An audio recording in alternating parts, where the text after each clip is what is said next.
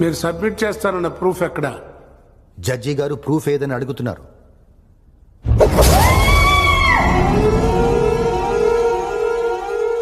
Where is the proof? Proof నేనే, your honour. ప్రత్యక్ష సాక్షిని. నువ్వు చూసావా?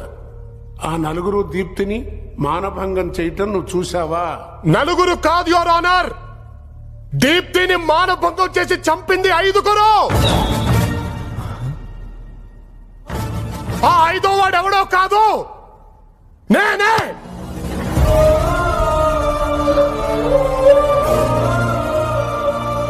మేము 5గురు కలిసి ఆ అమ్మాయిని కిడ్నాప్ చేశాం. మేము 5గురు కలిసి ఆ అమ్మాయిని రాక్షసంగా హింసించాం. సూదులతో పొడిచాం సార్, బ్లేడ్లతో కోసాం సార్.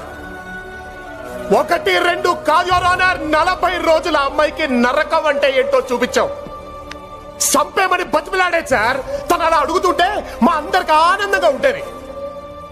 సేడస్ ఎగలం కదా సార్, అంతేగా సార్. వాళ్ళల్లో నువ్వు అక్కడ పోయినప్పుడు వాళ్ళ మీద కేసు ఎందుకు పెట్టావు? డబ్బడిగా సార్, ఇవ్వలేదు. వాళ్ళకి నాకు చెడిపోయిందండి, బ్లాక్ మెయిల్ చేద్దాం డిసైడ్ అయ్యా. సీడీ ఉందని అబద్ధం చెప్పా, నమ్మలేదు సార్. కేసు పెట్టా, భయపడి పారిపోయారు సార్. నిన్న కోర్టులో నేను పెట్టింది బ్లాంక్ సీడీ అని మీ అందరికి తెలిసిపోయిందండి.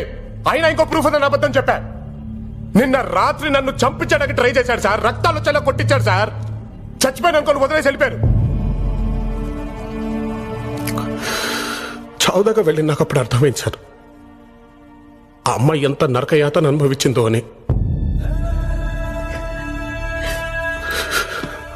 పశ్చాత్తాపం మొదలైపోయింది. చావలసి నేను ఎందుకు బతుకున్నాను అనిపించింది.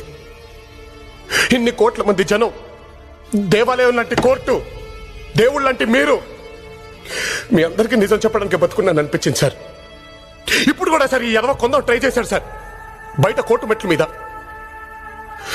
ఇంకా నాకు డబ్బొద్దు సార్, నాకు నిజం కావాలి సార్. మేమందరం దీప్తికి చాలా అన్యాయం చేశాం సార్, మమ్మల్ని వదలొద్దు సార్. యాక్చువల్ గా మేము ఆ రోజు ఎత్తుకెళ్లాల్సింది దీప్తిని కాదు సార్, మీ మనవరాలు సంధ్యని.